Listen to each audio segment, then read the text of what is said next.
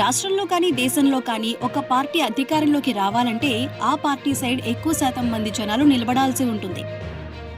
అలా ఏ పార్టీనైతే జనాలు నమ్మి ఎక్కువ శాతం ఓట్లు వేస్తారో వారే అధికారంలోకి వస్తారు.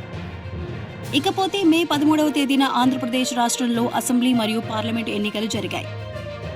ఇందులో తెలుగుదేశం, జనసేన, బీజేపీ కలిసి పోటీ చేయగా ప్రస్తుత అధికార పార్టీ అయినటువంటి వైసీపీ మాత్రం ఒంటరిగానే పోటీలోకి దిగింది.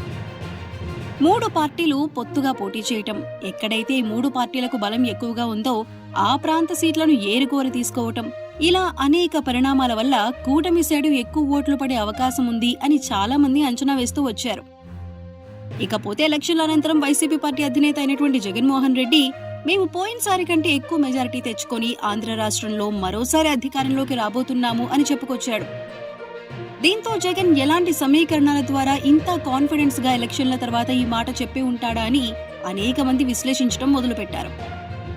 ఇకపోతే ఆ విశ్లేషణ ప్రకారం చూసినట్లయితే వైసీపీ ప్రభుత్వం కొన్ని సంక్షేమ పథకాలను వారు అధికారంలోకి వచ్చాక తీసుకువచ్చారు. వాటిని అమలు చేయడంలో ప్రభుత్వం చాలా వరకు సక్సెస్ అయింది. అలాగే పెన్షన్ల కోసం ఇదివరకు చాలా దూరం వెళ్లవలసి వచ్చేది. అలాంటి అవసరం లేకుండా మరియు మరికొన్ని ఇతర అవసరాల కోసం కూడా జనాలు బయటికి వెళ్లకుండా వాలంటీర్ సిస్టమ్ను తీసుకువచ్చి అన్ని పనులను వారి దగ్గరికి తీసుకువచ్చాడు.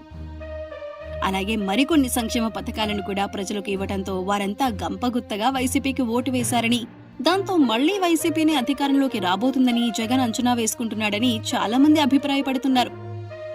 ఒకవేళ నిజంగానే వైసీపీ ప్రభుత్వం ఇచ్చిన సంక్షేమ పథకాల ద్వారా లబ్ధి పొందిన వారంతా ఆ పార్టీకే ఓటు వేసినట్లయితే జగన్ ప్రభుత్వం గెలిచే అవకాశాలు చాలా వరకు ఉన్నాయని చాలా మంది అభిప్రాయపడుతున్నారు.